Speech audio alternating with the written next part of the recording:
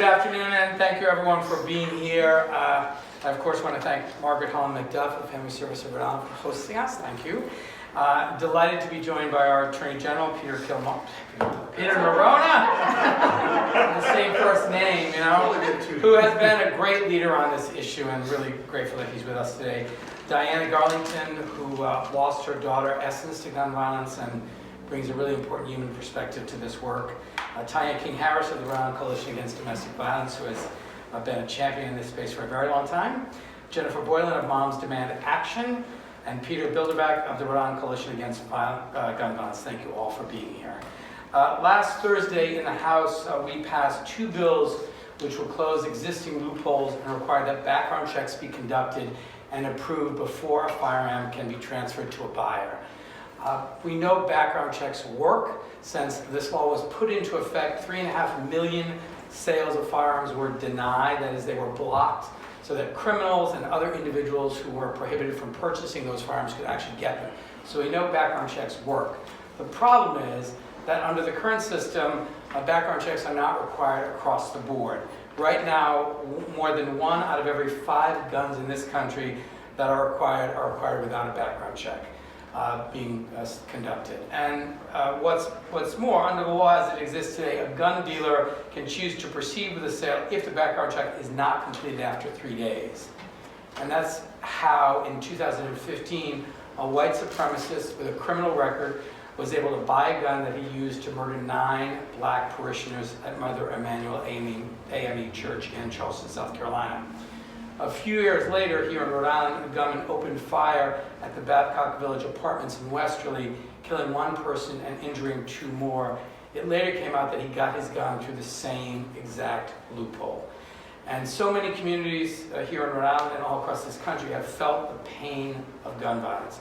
And it needs to be said that when it comes to the developed world, this is a uniquely American problem. More than 100 Americans are killed every day in an episode of gun violence. We kill each other with guns at a rate 33 times higher than the Israelis, 49 times higher than the French, and 297 times higher than the Japanese. So this is really an American problem, a really serious gun violence epidemic in this country. And as I'm sure the staff here at Family Service of Rhode Island can tell you, especially since the start of COVID-19, the shootings that are taking place are frequently incidents of domestic violence. On average, 53 American women, more than 1 per day, are shot and killed each month by a domestic partner.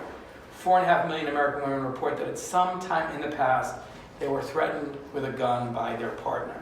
And in more than half of the mass shootings our country has seen over the last 10 years, a former domestic partner or family member of the shooter was among the victims. We have to do better than this.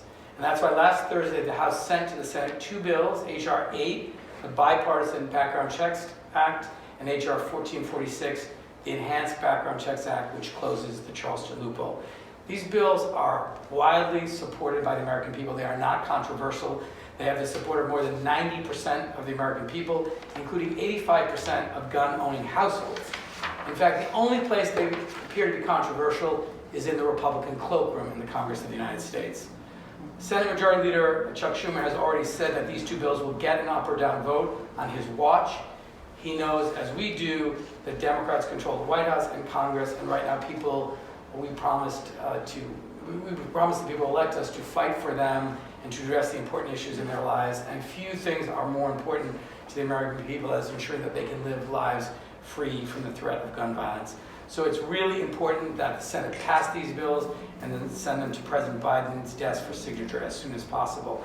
I will, of course, do everything I can to continue to press for these. I know we have the strong support of our senators